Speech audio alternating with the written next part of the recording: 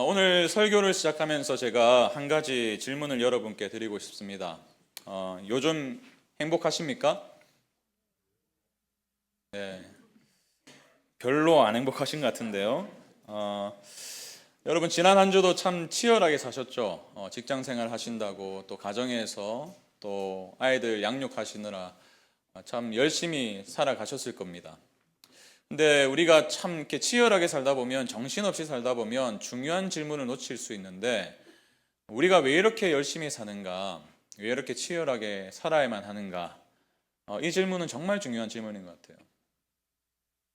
아마 모르긴 몰라도 많은 분들이 공통적인 대답이 이럴 거라고 생각이 되는데, 왜 이렇게 열심히 사십니까? 행복하기 위해서요. 아마 많은 분들이 공감하실 대답인 것 같아요. 오늘보다 내일이 좀 더 행복하길 원하고, 또 내 인생보다는 자녀들의 삶이 좀 더 행복하길 원하는 것, 우리 모두에게 아마 있는 어떤 갈망이 아닌가 싶습니다. 근데 여러분, 행복이 뭘까요? 우리가 그렇게 추구하고 또 소망하고 바라는 그 행복이라는 게 과연 무엇일까? 제가 이런 질문을 가지고 좀 책을 찾아보니까요, 그 연세대 심리학과 서은국 교수님이 책이 있더라고요. 책 제목이 이렇습니다. 행복의 기원. 행복이 어디서부터 비롯되었는가? 이것을 이제 심리학적으로 분석한 책입니다. 이 책을 보니까 이 행복에 관한 우리의 일반적인 그런 개념을 조금 깨뜨려주는 내용이 있던데, 이분이 뭐라고 하시냐면요. 행복은 뭐 인생의 거창한 목적이나 뭐 그런 뭐 어떤 개념이 아니다. 행복은 생존을 위한 도구였다. 그리고 그렇기 때문에 뇌가 느끼는 어떤 쾌감에 불과하다. 좀 이렇게 조금 뭐 심리과학적으로 이렇게 접근하시니까요. 그렇게 이제 결론을 내시는데, 뭐 그런 거는 좀 차치하더라도 제가 참 공감이 되었던 비유가 있습니다. 이분이 행복을 무엇에 비유했냐면요. 행복은 곧 아이스크림과 같다. 아무리 비싸고 뭐 맛있는 아이스크림도 어때요? 결국 녹아버리죠. 입에 넣는 순간 녹고 우리가 손에 들고 있어도 줄줄 흘러내리고. 왜 행복을 아이스크림과 같다고 했을까요? 행복이 정말 달콤하죠. 그것을 맛본 순간은 정말 달콤한데 금세 사라진다는 거예요.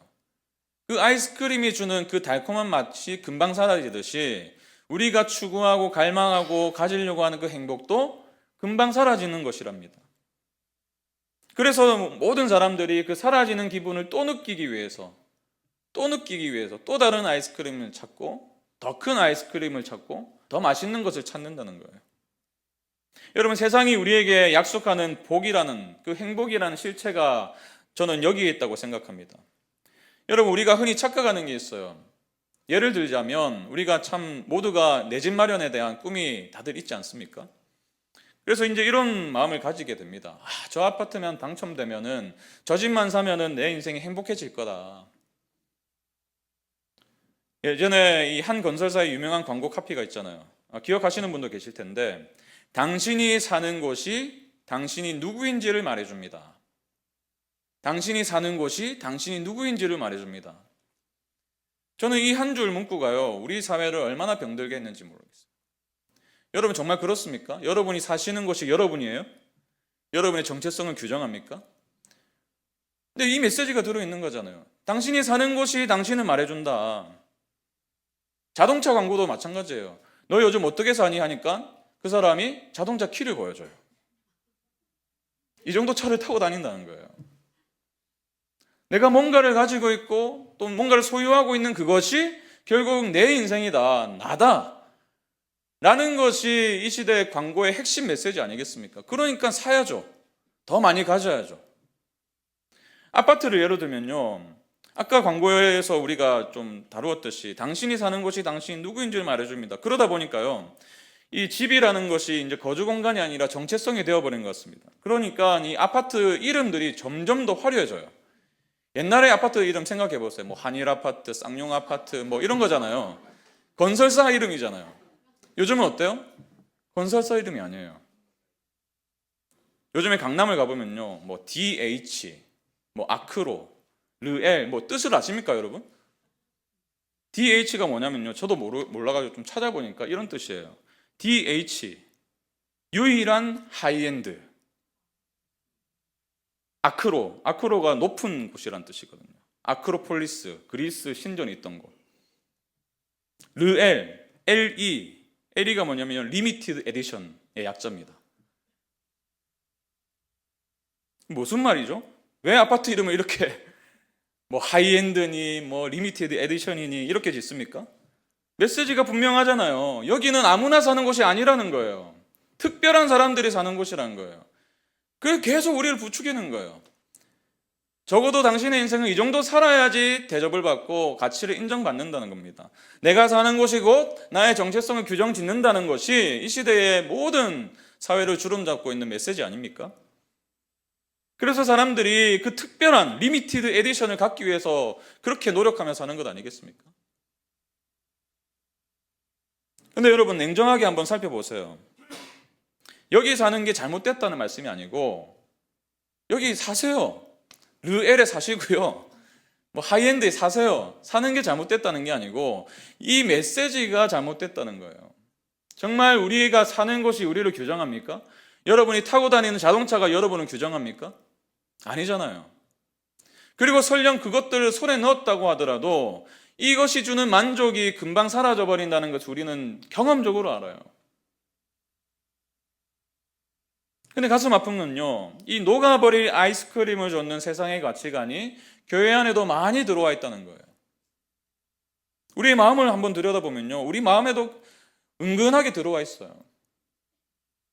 우리는 주일에 와서 오늘 찬양한 것처럼 뭐 하나님이 위대하십니다. 살아계신 주, 나의 참된 소망이십니다. 그래서 걱정은 지금 전혀 없습니다. 여러분 표정을 보면요, 전혀 없는 게 아니에요. 걱정 근심 전혀 없네. 주님이 살아계시기 때문에. 주일에는 그렇게 찬양하는데 내일부터 시작되는 우리의 일상에서는 여러분 어떻게 살고 계십니까? 팀 체스터란 분이요, 이 요한계시록 초반에 보면은 7교회에 대한 이야기가 나오잖아요. 7교회에 대한 편지가 나오지 않습니까? 거기 보면 칭찬받은 교회도 있지만 대부분의 교회가 어때요? 책망을 받아요. 근데 이 책망들을 가만히 살펴보면서 이분이 결론 내린 게 이것입니다. 그들은 주일에는 예수님을 예배했지만 월요일에는 맘몬을 예배했습니다. 주일에는 예수님을 예배하는데 월요일부터 시작되는 우리의 일상 속에서는 돈의 신, 맘몬을 예배했다는 거예요. 여러분 비단 초대교회의 이야기일까요? 우리의 모습은 아닙니까? 주일에는 거룩한 성도인데 월요일부터 토요일까지의 삶을 가만히 보면 결국 녹아 없어질 아이스크림을 얻기 위해서 세상이 추구하는 방향대로 살아가고 있는 것은 아닙니까? 우리가 왜 이렇게 이중적인 삶을 살아가고 있을까요? 왜 이렇게 이 삶 때문에 종종 괴로워할까요? 진정한 복이 무엇인지 그 기준이 희미해졌기 때문입니다. 진정한 복이 아닌 가짜 복을, 가짜 행복을 진짜 행복으로 착각하고 쫓아가다 보니까 우리의 영혼이 메마르기도 하고 작은 일에 일희일비하기도 하는 거예요. 저는 오늘 이 본문을 통해서 하나님께서 우리에게 보여주시는 메시지가 분명하다고 생각합니다. 진정한 복이 무엇인가? 그것을 우리에게 보여주시기 위해서 오늘 본문을 기록하실 거라고 저는 확신해요. 오늘 18장과 19장 우리 전체 내용을 가지고 좀 살펴볼 텐데 우리가 함께 말씀을 들여다볼 때에 주님께서 우리의 눈을 뜨게 하실 줄로 믿습니다. 그래서 우리의 마음의 방향을 돌이키셨으면 좋겠어요.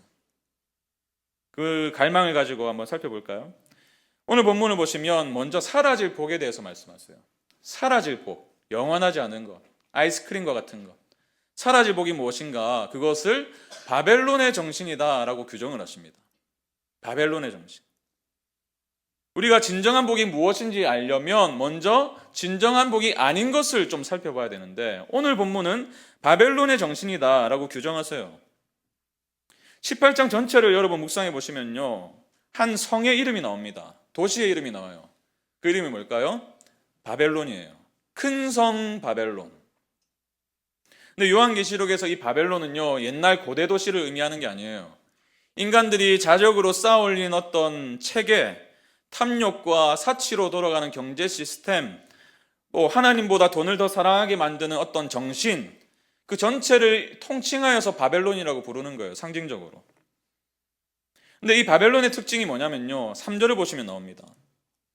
땅의 왕들이 그와 더불어 음행하였으며, 그가 바벨론인데 그와 더불어 음행하였으며, 땅의 상인들도 그 사치의 세력으로 치부하였도다. 치부가 부를 축적하다는 뜻이거든요. 그 사치의 세력으로 치부하였도다 하더라. 여기서 말하는 음행은요, 성적인 타락을 의미하지 않습니다. 그런 의미도 있겠죠. 그러나 더 분명한 의미는 이 돈을 쫓아서 살아갔다는 거예요. 바벨론의 가치가 돈을 추구하는 가치였거든요. 모든 정치 지도자들이 그와 더불어 음행하였으며, 왕들이죠. 땅의 상인들도 그 사치의 세력으로 치부하였도다. 제가 참 얼마 전에 이제 우리 교회에 오셔서 예수님을 믿은 지 얼마 안 되신 분의 얘기를 좀 들었습니다. 제가 그분의 말씀을 듣고 참 이렇게 마음이 아팠는데요. 이분이 이제 세상에서 살다가 허무함을 느낀 거예요. 내가 뭐하러 이렇게 돈에 집착하고 있나? 뭐하러 이 자녀를 위해서 내가 헌신하고 있나? 그런 고민 끝에 교회에 나오시게 된 분입니다. 근데 이분이요, 굉장히 조심스럽게 이런 말씀하셨어요. 목사님, 솔직히 제가 혼란스럽습니다. 교회에 오면은 좀 세상과는 뭔가 좀 다를 줄 알았는데 다니다 보니까 아니라는 것을 발견하게 되는 것 같습니다. 예배 마치고 성도들끼리 모여서 나누는 얘기 들어보면 세상에서 내가 친구들과 나누었던 얘기가 큰 차이가 없는 것 같아요. 어느 동네 집값이 올랐다더라, 요즘 그 주식이 대박이라더라, 돈 이야기, 성공 이야기. 하나님 믿는다고 고백하는 분들이 왜 세상 사람들과 똑같은 것을 갈망합니까? 교회가 말하는 복이 세상이 말하는 성공과 뭐가 다릅니까? 여러분, 이분의 질문 앞에서 우리가 뭐라고 대답해야 됩니까? 여러분, 뭐라고 대답하시겠어요? 여러분, 다락방에서 어떤 얘기를 나누세요? 어떻게 이런 얘기가 나올까요? 이 바벨론의 정신이 교회 안으로도 들어왔기 때문입니다. 우리가 입으로는 주 예수보다 더 귀한 것은 없네 라고 찬양하는데요, 속으로는 여전히 그 마음이 있는 거예요. 아니, 그래도 돈이 최고지. 목사님이 세상을 안 살아봐서 그렇습니다. 세상 제대로 살려면 돈이 필요하죠. 맞아요, 돈 필요합니다. 누가 돈 벌지 말래요? 돈 필요하죠. 돈 많이 버세요. 근데 여러분의 마음의 중심이 무엇을 향하고 있는지 들어봐야 된다는 것입니다. 여러분, 바벨론 정신의 핵심이 뭘까요? 자기 영광과 사치예요. 오늘 본문이 말씀하고 있습니다. 18장 7절 보세요. 그가 얼마나 자기를 영화롭게 하였으며, 그가 바벨론인데요, 얼마나 자기를 영화롭게 하였으며 사치하였든지. 영광 받으실 유일한 분은 하나님 한 분이신데 자기 자신에게 영광을 돌리고 있어요. 그게 바벨론의 정신이에요. 그리고 사치하였든지, 불필요한 것들을 사 모읍니다. 부를 축적합니다. 다른 사람을 위해서 쓰지 않습니다. 자기 자신만을 위해서 사용해요. 내가 높아지고, 내가 드러나고, 내가 떵떵거리며 살고, 내가 르엘에 살고, 아크로에 살고. 여러분, 세상은 그렇다 하더라도 교회가 바벨론의 자기 영광과 사치라는 가치관을 그대로 답습하고 있다면 도대체 우리가 예수 믿는 것의 의미가 무엇입니까? 그러니 세상 사람들이 볼 때 별 차이가 없는 거예요. 교회 다니는 사람이나 안 다니는 사람 똑같더라. 왜 이렇게 되었습니까? 제가 지난주에 우연히 교수님 한 분의 칼럼을 봤는데요, 제목이 이렇습니다. 누가 회개해야 할까? 누가 회개해야 할까? 이분이 이제 요한계시록을 묵상하시고 또 연구하시고 하다 보니까 한 가지 굉장히 당혹스러운 결과를 발견했다고 합니다. 이분의 글이에요. 회개를 촉구받는 건 세상을 호령하던 로마 제국이 아니라 그 제국 속에서 거룩한 척하고 있던 우리네 교회였다. 회개를 촉구받은 건 세상을 호령하던 로마 제국이 아니라 그 제국 속에서 거룩한 척하고 있던 우리네 교회였다. 저는 이 글을 읽으면서 참 많이 가슴이 아팠고요, 또 저 자신을 많이 돌아보게 되었습니다. 여러분, 성경을 가만히 보시면요, 이분이 분석한 게 맞아요. 예수님이 회개하라고 요청하신 그 대상들을 가만히 살펴보면요, 주로 하나님을 믿는다고 고백하는 사람들이에요. 하나님의 백성입니다. 교회예요. 주님은 단 한 번도 로마 황제를 가리켜서 지적하지 않으셨어요. 그의 폭정을 지적하지 않으셨습니다. 오히려 세상과 타협해버린 교회들을 향해서 회개하라고 외치셨어요. 근데 오늘날 우리는 어떻습니까? 세상을 향한 손가락질은 잘합니다. 정말 잘해요. 확성기를 들고 세상 밖을 향해서 이 회개하라고 소리치기도 잘하고요. 근데 정작 그 손가락이 나를 향하고 있다는 사실은 잘 알지 못하는 것 같아요. 저부터도 그래요. 저부터. 내가 종종 거울을 볼 때마다 저 스스로에게 이렇게 다그칠 때가 있어요. 왜 그렇게 네 안에 탐욕이 많냐고. 왜 그렇게 욕심이 많냐고. 저도 모르게 무의식적으로 참 내 안에 이 욕심이 많다는 것을 깨달을 때마다요. 참 당황스럽기도 하고 하나님께 죄송한 마음도 들고. 목회자들이요, 이 신문물에 너무나 민감합니다. 저도 이 패드를 들고 있는데 이게 없으면 뭐 사역이 안 될 것처럼 생각하는 분들도 있어요. 저도 똑같아요. 신제품이 나오면 막 솔깃해가지고 기능이 뭐가 좋아졌나 살펴보고 그것만 있으면 목회 더 잘할 것처럼. 여러분, 이 회개라는 단어, 구약에서 이 회개를 뜻하는 단어가 슈브라는 단어거든요. 근데 이 슈브라는 단어의 뜻이요, 그냥 뭐 잔잔한 음악 나오고 눈물 흘리면서 기도하고 그런 어떤 감정적인 단어가 아니에요. 슈브라는 단어의 뜻이 뭔지 아십니까? 가던 길을 멈추고 완전히 돌아서다예요. 가던 길을 멈추고 완전히 돌아서다. 이게 회개예요. 근데 주님이 누구를 향해서 회개를 요청했다고요? 교회를 향해서요. 7 교회를 보십시오. 다 책망하시잖아요. 책망의 이유가 무엇입니까? 그들에게도 어느덧 바벨론 정신이 들어와 있었던 거예요. 실제로 그랬어요. 실제로. 생계를 유지하려면요, 경제 활동을 하려면 이방 신상에게 절을 해야만 했습니다. 그 신전에 이 길드라는 그 노동조합이 있었어요. 경제조합이 있었습니다. 근데 절하지 않으면 경제조합에 들어갈 수가 없는 거예요. 그러니까 타협하는 사람들이 있었겠죠. 먹고 살아야 되니까요. 그래서 7 교회 가운데 수많은 교회들이, 많은 교회들이 주님의 책망을 받았던 것 아닙니까? 그 핵심이 경제예요. 경제. 돈이에요. 여러분, 왜 돌아서라고 요청하십니까? 왜 우리를 향해서 회개하라고 말씀하십니까? 그 바벨론의 실체를 주님은 누구보다도 잘 아시기 때문입니다. 그 바벨론의 영광이 진정한 복의 근원이 아니라는 것을 잘 아시기 때문이에요. 행복을 주는 척하지만 실제로는 아무것도 주지 못하는 공허한 울림에 불과하는 것을 주님이 아셨기 때문입니다. 여러분, 제가 지난주에 정말 가슴 아픈 기사 하나를 접했거든요. 아마 많은 분들이 보셨을 기사인데요. 용인에 사는 40대 가장이 스스로 목숨을 끊었어요. 알고 봤더니 차에서 자신의 9살 난 아들도 그가 죽였어요. 왜 스스로 목숨을 끊었을까요? 왜 이렇게 비극적인 결말에 도달했을까요? 주식 투자를 했는데 2억 원을 날렸대요.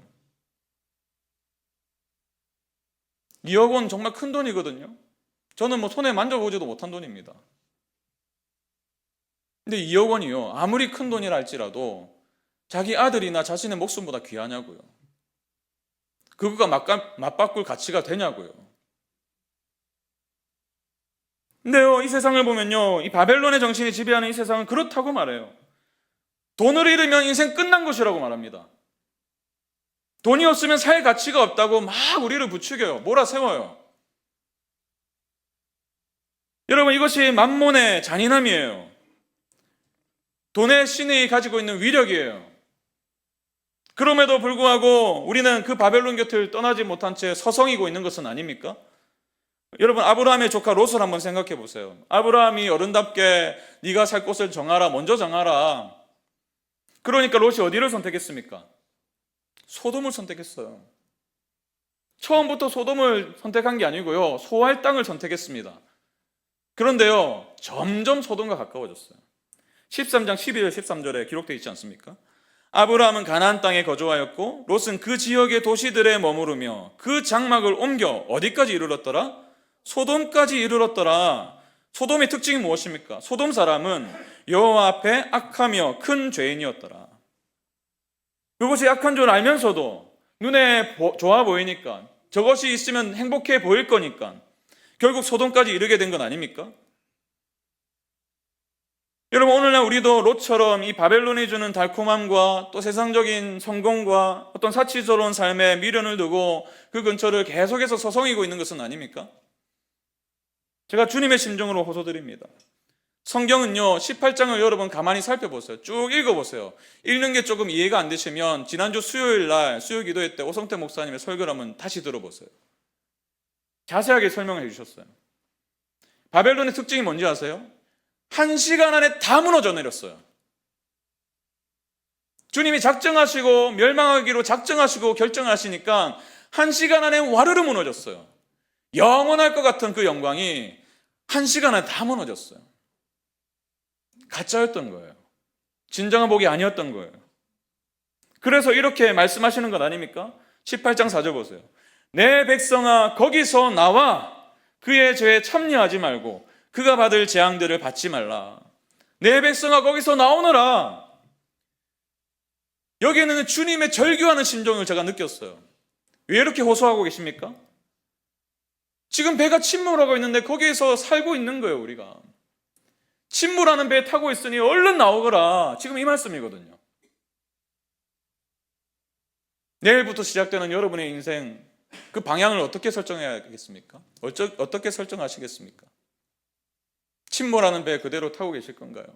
아니면 주님의 이 절규하시는 경고의 메시지를 여러분의 것으로 삼으실 것입니까? 내 백성아 거기서 나와 그의 죄에 참여하지 말고 그가 받을 재앙들을 받지 말라. 이 메시지를 여러분의 삶으로 받으시기 바랍니다. 세상이 말하는 진정한 복, 그러나 가짜 복이에요. 진정한 행복이 아니라 가짜 복입니다. 1시간이면 재가 되어버린, 그래서 세세토록 연기가 올라가더라 다 타버려가지고 복구가 안 되는, 거기에 여러분의 삶을 들이지 마시고 진정한 소망을 발견하게 되시기 바랍니다. 진정한 복이 아닌 것을 살펴보았다면 그러면 진정한 복이 무엇일까요? 저와 여러분을 향한 주님의 진정한 복은 무엇입니까? 오늘 본문을 보니까 어린 양의 혼인잔치라고 말씀하세요. 어린 양의 혼인잔치. 이게 무슨 의미인지 한번 살펴보면 좋을 것 같습니다. 18장 전체를 통해서 바벨론 정신의 멸망을 선포하신 뒤로, 그 뒤로 어떤 일이 일어나죠? 거기에 편승했던 왕들, 상인들, 선원들이 다 통곡을 합니다. 너무 허망한 거예요. 또 더 이상 자기들의 욕심을 채울 만한 게 사라진 겁니다. 통곡을 해요. 근데 19장에 보면요, 전혀 다른 모습이 기록되어 있어요. 통곡과 탄식과 한숨과 후회와 이것으로 점철되었던 18장이 끝나자마자 19장에서는 전혀 다른 분위기가 나옵니다. 우레와 같은 소리가 들리고, 그 소리의 핵심이 뭐예요? 할렐루야예요. 할렐루야. 할렐루야. 벅찬 감격의 노래. 바벨론이 멸망했기 때문에 고소하다, 너무 기쁘다, 이런 의미가 아니라요, 드디어 하나님이 통치하기 시작하셨다. 돈이 다스리는 시대는 끝났다. 세상이 허망한 것이 통치하는 시대는 끝났다. 진정한 왕이 다스리는 시대가 도래했다. 그래서 찬양하는 거예요. 할렐루야, 할렐루야. 6절 보세요. 할렐루야, 주 우리 하나님 곧 전능하신 이가 통치하시도다. 왜 찬양하고 있다고요? 하나님이 통치하시기 때문에, 하나님이 다스리시는 나라가 도래했기 때문에. 그래서요, 1절부터 6절까지 보시면 할렐루야가 4번이나 나와요. 할렐루야, 할렐루야가 뭐예요? 여호와를 찬양하라. 할렐루야. 여러분, 우리가 살아가는 이 바벨론 정신이 가득한 세상의 특징이 뭔지 아십니까?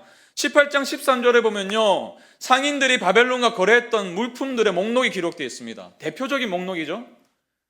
근데 그 끝에는 뭐가 있냐면요, 사람의 영혼이 있어요. 사람의 영혼. 13절 보세요. 13절 마지막 부분입니다. 사람의 영혼들이라.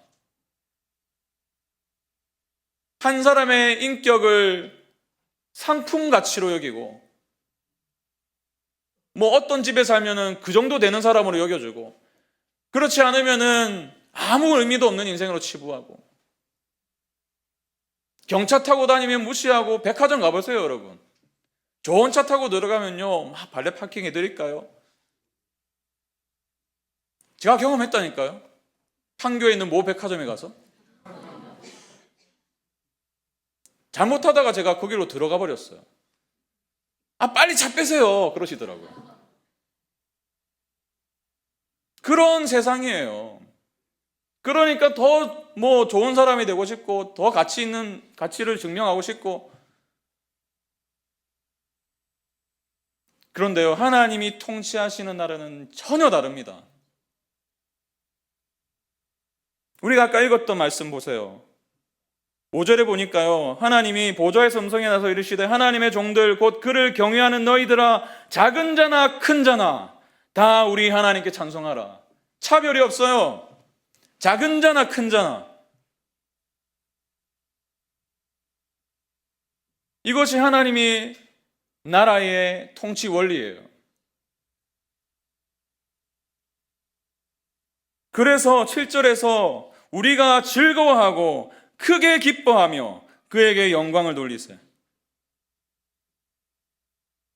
그 핵심이 뭐예요?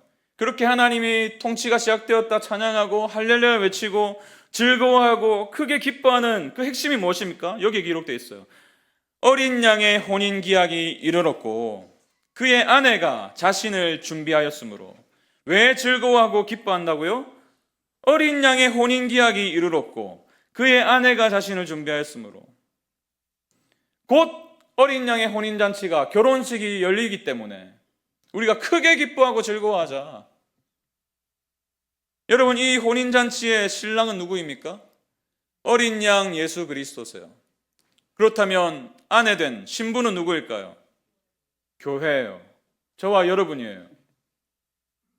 주님이 지금 우리 모두를 거룩한 신부로 부르고 계십니다. 이것이 우리의 진짜 정체성이에요. 여러분이 어디에 사는가가 여러분의 정체성이 아니에요. 무슨 차를 타고 다니느냐가 여러분의 정체성이 아닙니다. 뭐가 정체성이에요? 주님의 신부가 우리의 정체성이에요. 세상은요, 우리를 하나의 어떤 상품처럼 취급하지만 하나님 나라에서는 아닙니다. 평등해요. 높은 자나 낮은 자나. 어린 양의 신부. 여러분, 이것이 성경이 말씀하고 계시는 진정한 복입니다. 여러분, 이것이 진정한 복이라고 믿으셔야 돼요. 받아들이셔야 돼요. 그게 예수 믿는 거예요.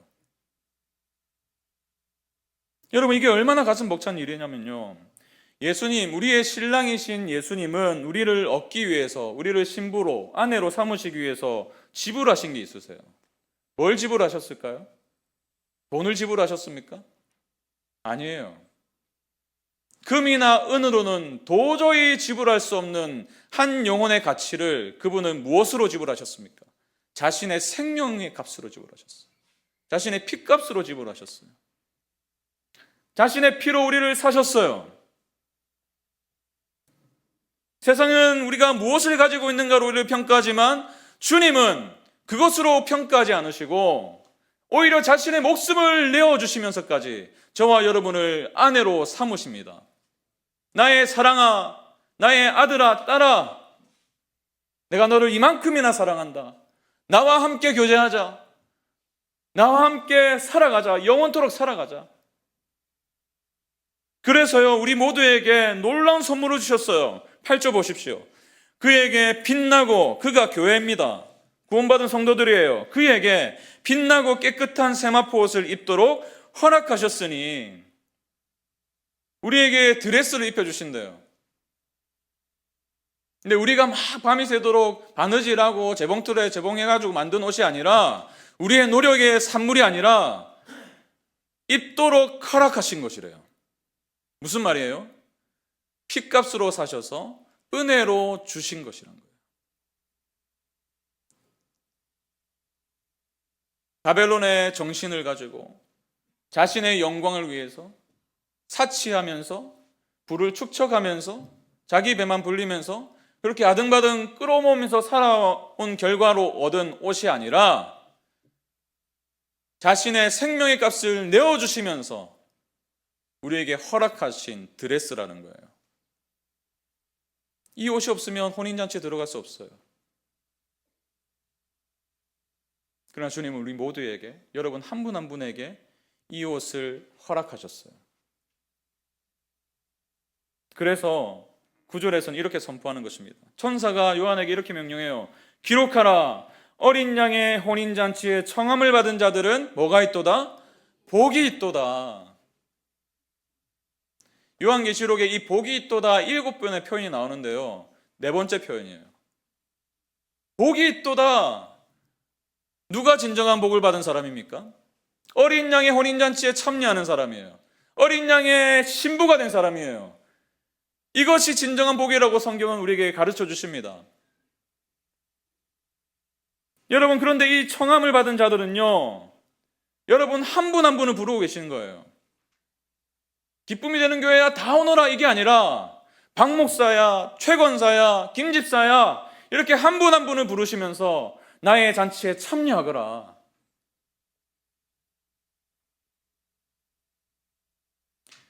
여러분, 이 가치를 정말 믿으십니까?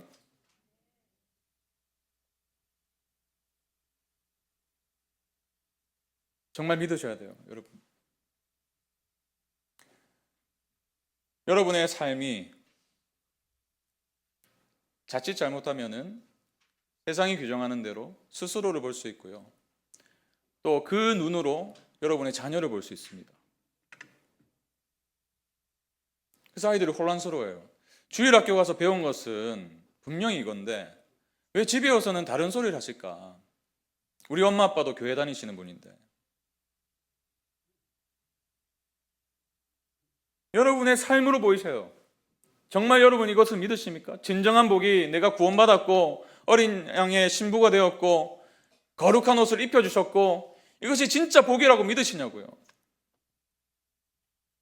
누가 잘 됐다더라, 어디 이사 갔다더라, 돈을 뭐 수억 벌었다더라, 부러움 들죠. 정말 좋겠다. 근데 그때요, 이 말씀을 기억하세요. 그것은 결국 사라져버릴 가짜 행복이에요. 그러나 우리가 가진 건 뭐예요? 은혜로 여러분의 인생 가운데 세마포 옷을 허락하셨습니다. 주님과의 혼인잔치에 여러분을 초대하셨습니다. 이것이 우리의 현실이에요. 눈에 보이는 것이 전부가 아니에요. 이것이 저와 여러분의 진짜 현실인 줄 믿습니다. 제가 지난주에 소개해드린 우리 선교사님 부부 제가 만났다고 말씀드렸는데요. 그분과 대화 중에서 이제 제가 들은 이야기예요. 이제 같이 이제 훈련원에 계시니까 뭐 여기저기서 이제 선교사 훈련을 받기 위해서 오셨을 것 아닙니까? 근데 그분들 중에서 이제 좀 연세가 지긋한 분이 보이셨대요. 70에 은퇴를 하시고 선교사로 헌신하신 분이에요. 우리 70대 있으시죠? 근데 이분이 얘기를 들어보니까 이분이 이제 미국 시민권자시고 또 미국에서 군인으로 오랫동안 사시다가 퇴역을 하신 분이에요. 근데 미국 군대는요, 이 연금이 어마어마하다고 제가 들었습니다. 충분히 남은 인생을 그냥 편안한 소파에 앉아서 뭐 요트 타고 다니시면서 그렇게 사실 수 있는 삶이었어요. 뭐 세상 사람들 볼 때 이제 뭐 편안하게 사시겠다, 복받은 인생이다. 근데 그 모든 것들을 뒤로하고 선교사 훈련을 오신 거예요. 그래서 이제 사람들이 물었죠. 왜 그런 좋은 혜택을 다 이제 뒤로하고 이렇게 사서 고생을 하시냐고. 근데 그분이 이제 그런 표현을 하신 거예요. 정확한 워딩은 아니지만 더 좋은 걸 발견했다는 겁니다. 연금이 나를 책임지는 게 아니라 주님이 나를 책임지신다. 그렇다면 주님이 원하시는 것으로 내가 삶의 방향, 남은 인생을 좀 살아가고 싶다. 이분이 바보가 아니잖아요. 왜 이런 선택을 하셨다고요? 진정한 복을 맛보셨기 때문에. 진짜 복을 맛보셨기 때문에. 그 영원한 가치를 위해서 나이 70에 선교사 훈련, 그 힘든 훈련을 받고 계신 건 아니겠습니까?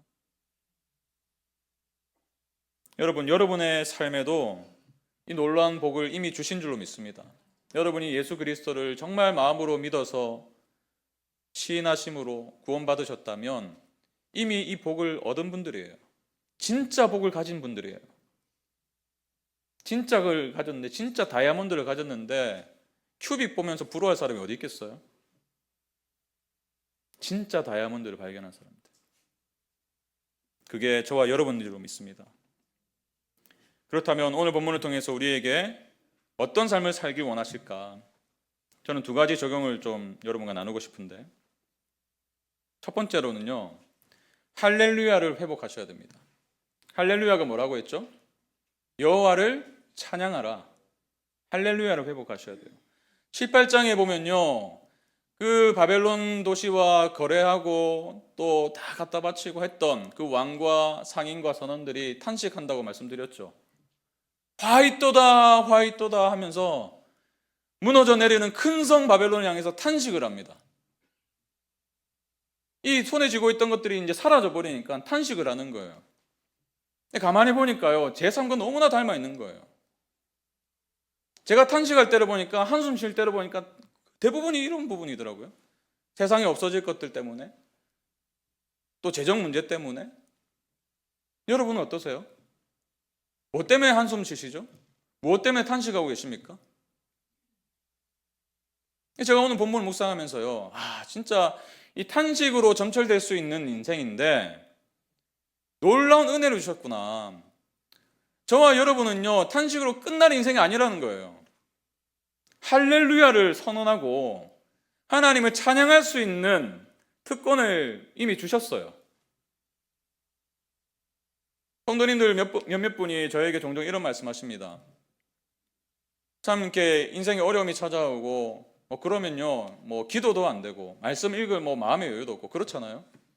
아무것도 하기 싫고 예배도 드리기 싫고 그런 때가 종종 찾아오는데, 많은 분들이 그런 얘기를 하세요. 목사님, 제가 찬양 듣다가 회복됐습니다. 기도도 안 되고 성경도 못 읽겠는데 우연히 그냥 흘러나온 찬양을 듣다가 그 가사에 담긴 메시지를 듣고 회복이 되었다는 거예요. 이 마음이 움직이니까 내 입술로도 고백하게 되고, 그러다 보니까 다시 하나님을 찾게 되고 기도하게 되고. 할렐루야를 회복하시기 바랍니다. 여러분, 재정 문제로 힘드신 분 계시겠죠? 여러 가지 어려움들 속에서 여러분들 한숨 쉬고 계실 수도 있을 것 같아요. 그러나 우리가 받은 진정한 복을 기억하시고 여호와를 찬양하라를 회복하십시오. 제가 간곡히 부탁드리는 것은 45분부터 우리 예배는 시작입니다. 45분부터 정각까지 준비 찬양이 아니에요. 찬양은 찬양이지 무슨 준비 찬양이 어디 있어요? 뭘 준비한다는 거죠? 예배를 준비합니까? 찬양이 예배라니까요. 45분이 시작되기 전에 5분 전이나 10분 전에 오셔서 기도로 준비하시고요, 45분부터 찬양으로 예배를 시작하십시오. 찬양을 회복하십시오. 여호와를 찬양하라. 모두가 한숨 쉬고 탄식하고, 또 이번에 주가가 또 내려갔다더라, 눈만 뜨면 그거 확인하고, 그게 아니라 눈만 뜨면 여호와를 찬양하라.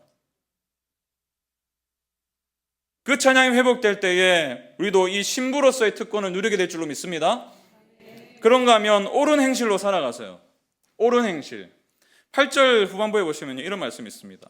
이 세마포옷은, 하나님의 은혜로 주신 이 세마포옷은 동시에 성도들의 옳은 행실이로다 하더라.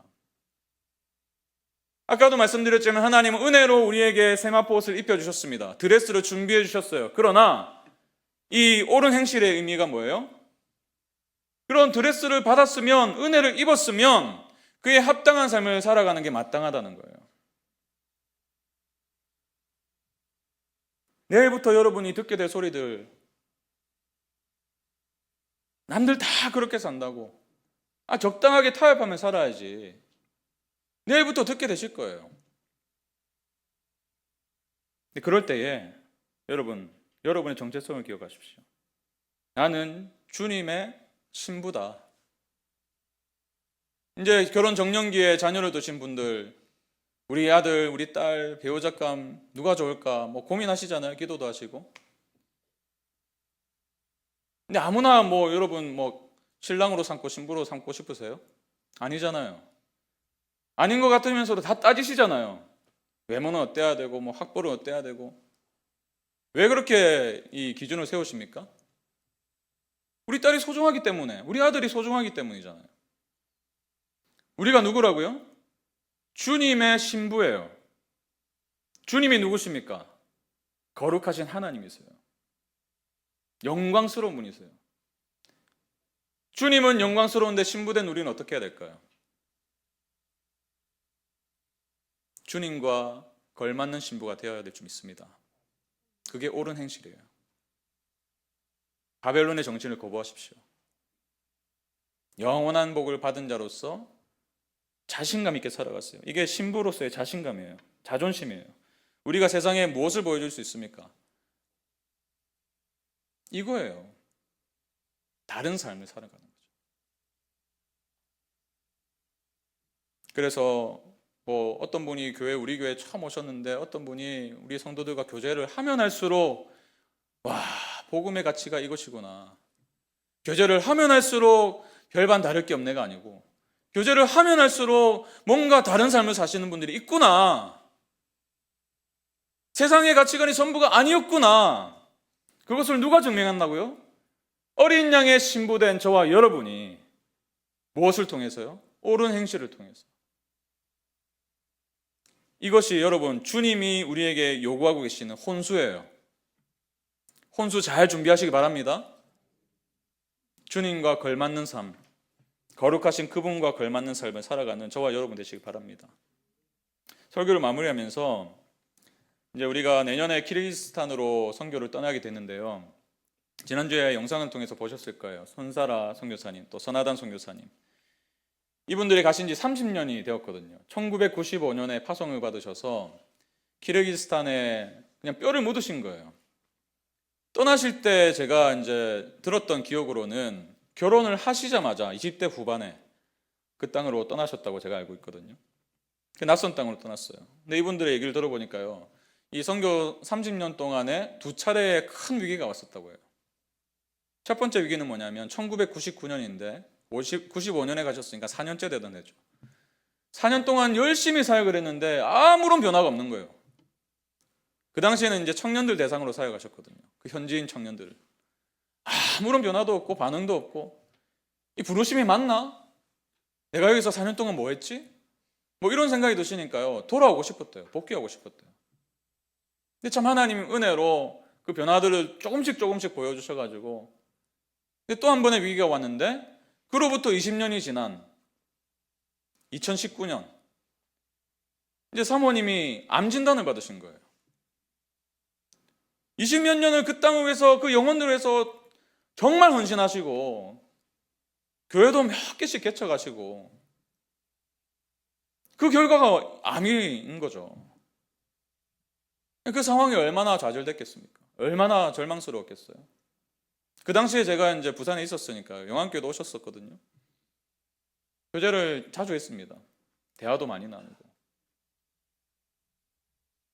근데 그 과정 속에서 놀랍도록 하나님 또 회복시켜 주셨어요.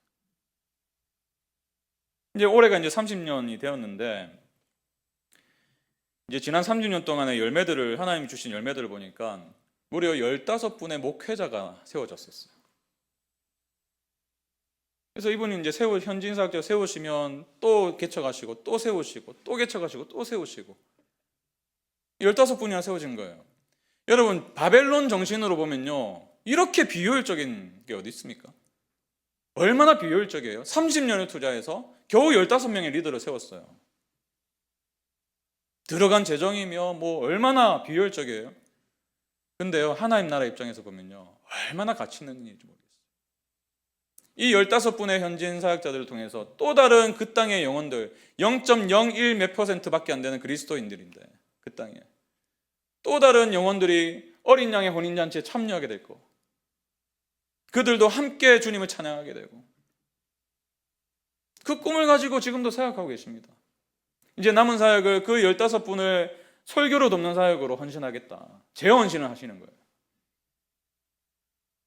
여러분, 저희가 정말 꿈꾸고 있는 것 중에 하나가 우리 기쁨이 되는 교회 안에 여러분 중에서 선교사가 나오게 되길 바랍니다. 평신도 선교사가 나와서 모든 성도들의 축복을 받고 남은 인생을 정말 주의 나라를 위해서 헌신하겠다고 고백하는 분들, 우리 이런 교회 꿈꾸며 나아갑시다. 여러분 한 분 한 분을 너무 과소평가하지 마세요. 여러분이 누구라고요? 어린 양의 신부예요. 거룩한 신부로 부르셨고 우리를 그렇게 빚어가실 줄 믿습니다. 바벨론의 정신을 뒤로하고 그 진정한 복을 추구하고 그 가치를 추구하며 살아가시는 저와 여러분의 삶이 되시길 간절히 축원합니다. 우리 이 말씀 기억하면서 이 찬양으로 우리의 믿음을 좀 고백했으면 좋겠습니다. 예수는 내 힘이요 나의 기쁨 내 참 소망, 그 이름의 생명이 내 삶의 이유라. 여러분, 무엇이 여러분의 삶의 이유입니까? 무엇이 여러분의 인생을 살아가는 동력이 되고 계세요? 예수 그리스도, 그분이면 충분하다. 이 고백이 우리가 삶을 살아가면 살아갈수록 더 깊어지고 더 짙어지는 고백이 되었으면 좋겠습니다. 우리 그 바람을 가지고 같이 한번 고백할까요? 예수는 내 힘이요 예수는 내 힘이요 나의 기쁨 내 참 소망, 그 이름의 생명이 내 삶의 힘. 우리 다시 한 번 더. 예수는 내 힘이요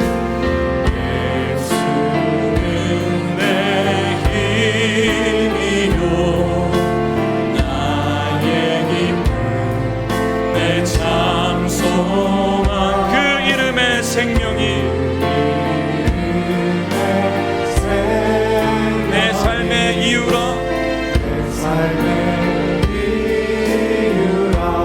오직 주만 따라갑니다.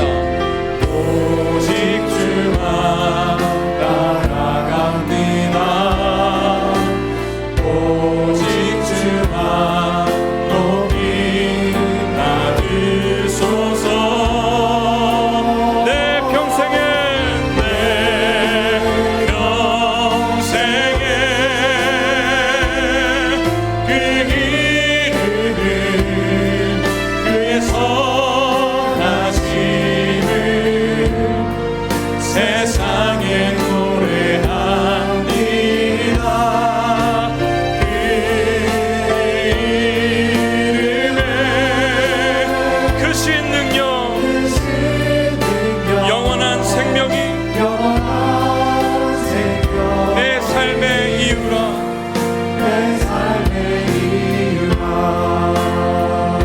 내가 사나 죽으나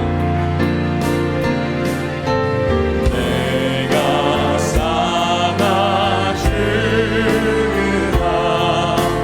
그 이름을 위하여 내 모든 것 받으리니. 나를 받으소서. 오직 주만 따라갑니다.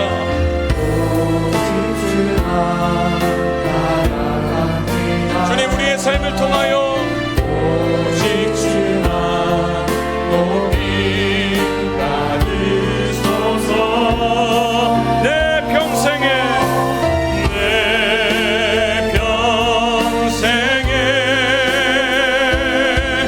그 이름을 그의 세상에 노래합니다. 그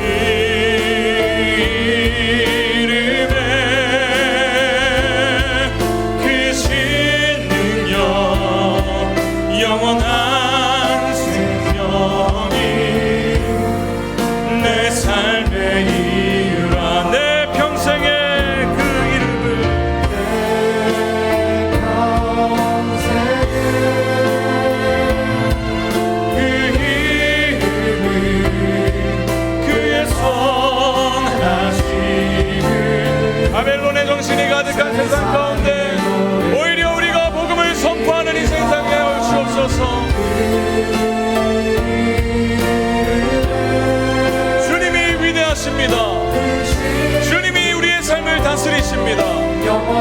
영원한 생명, 진정한 복이 되십니다. 내 삶의 이유가. 여러분, 정말 주님이 여러분의 인생의 이유가 되십니까? 누구라고 자신 있게 말할 수 있겠어요? 저도 그래요. 저도 이 찬양을 부를 때 참 자주 부르는 찬양인데요, 이 찬양을 부를 때마다 너 정말 그러니? 예수의 이름이 정말 너의 삶의 이유니? 그렇게 저 스스로에게 질문하면요, 대답하지 못할 때가 종종 있어요. 아닌 것 같거든요. 수많은 이유가 있는 것 같거든요. 근데 은혜가 무엇인지 아십니까? 여러분이 지금 부끄러워서 고백할 수 없는 이 가사의 내용을요, 고백할 수 있는 이유가 무엇인지 아십니까? 주님이 여러분을 위해서 세마포 옷을 준비하셨거든요. 허락하셨거든요. 왜 허락하셨습니까? 은혜로요. 모르겠어요. 저를 왜 택하셨는지 모르겠습니다. 저를 왜 신부 삼으셨는지도 모르겠고요, 여러분을 왜 신부 삼으셨는지도 모르겠어요. 그래서 은혜예요. 거울을 볼 때마다 참 탐욕스럽고, 드러내놓고 얘기는 하지 않지만 내 안에 있는 여전한 욕심이 있고, 사치하고 싶고, 이러한 바벨론의 정신을 똥똥 묻힌 것 같은 나 같은 존재를 거룩한 신부로 부르시고, 그래서 이 고백할 수 있는 거예요. 주의 은혜가 여전히 우리를 향하고 있기 때문입니다. 여러분, 그 은혜를 구하십시오. 주님, 저의 시선이, 저의 마음이 바벨론 정신으로 가득한 이 마음이 주님께로 돌이키길 원합니다. 가던 길을 멈추고 완전히 돌아서길 원합니다. 그래서 진정한 복이신 그리스도께로 한 걸음 한 걸음 더욱더 나아가길 원합니다. 남은 인생 얼마나 남았는지 모르겠지만 주님, 내일부터 시작되는 하루하루가 주님께로 더 가까이 나아가는 그 하루하루가 될 수 있도록 도와주시옵소서. 우리를 신부 삼아주신 그 신랑에 걸맞는 인생을 살아갈 수 있도록 도와주십시오. 우리의 인생의 진정한 복이신 신랑 되신 주님이 나의 진정한 복임을 날마다 믿음으로 선포하며 살아갈 수 있도록 인도하여 주시옵소서. 우리 그렇게 우리의 삶을 주님께 내어드리며 함께 기도하겠습니다. 아버지, 그렇습니다. 주님, 우리의 인생 가운데 하나님 펼쳐진 수많은 일들 속에서, 또한 내일부터 시작되는 이 세상을 살아가는 순간순간 속에서 하나님, 그 틈틈이 우리가 들려오는 것은 바벨론 정신입니다. 하나님, 수없이 들려오는 그 이야기들이 다 바벨론 정신입니다. 주님, 그러나 이 순서가 바뀌길 원합니다. 주님의 자리에 더 이상 그 가치를, 그 가짜를 놓지 않길 원합니다. 하나님, 진정한 복이신 그리스도를 내 인생에 선물로 주셨고, 주님께서 그 선물로 옷을 입히셨다면 하나님, 신랑에 걸맞는 신부가 되길 원합니다. 하나님, 이 세상의 가치를 추구하는 자가 아니라 오히려 가던 길을 멈추어서고 돌이켜서 주님께로 한 걸음 한 걸음 더 가까이 나아가는 우리의 인생이 되길 원합니다. 주님, 우리를 은혜로 택하여 주시고 은혜 가운데 세마포옷을 입혀주시고 하나님, 옳은 행실로 살게 하시는 주님, 하나님, 우리가 그 가치를 붙들고 살아갈 때에, 이 복음의 능력으로 살아갈 때에 세상에 노래할 수 있는 줄로 믿습니다. 세상 가운데 진정한 복을 선언할 수 있는 줄로 믿습니다. 주님, 우리 한 사람 한 사람이 그러한 인생 살아갈 수 있도록 도와주시옵소서. 그것이 진짜 복임을 발견한 자로서, 하나님, 진짜 다이아몬드를 가진 자로서 하나님, 합당한 열매를 맺고 살아갈 수 있도록 도와주시옵소서. 그래서 우리 교회에 나오는 모든 사람들, 하나님, 새롭게 나온 모든 사람들이 우리 성도들의 인생을 통해서, 삶의 고백을 통해서 주님의 가치를 더욱더 선명하게 볼 수 있도록 인도하여 주시옵소서. 그래서 주님, 우리의 평생에 노래할 제목이 내 삶의 이유가 예수 그리스도이십니다로 고백하는 우리 모든 성도들의 삶이 되게 하시고 우리 교회가 되게 하여 인도해 주시옵소서. 하나님, 우리 교회 가운데 하나님의 이 가치가, 이 진정한 복이 날마다 더욱더 선명해지는 교회가 되게 원하옵소서. 주님께서 친히 은혜 가운데 우리 교회를 인도하여 주시고 우리 모든 성도들의 삶을 주장하여 주시옵소서. 우리 다시 한 번 더 고백합니다. 내 평생의 그 이름을, 내 평생의 그 이름을, 그의 선하심을 세상에 노래합니다. 우리 자리에서 일어나셔서 그 이름의 크신 능력,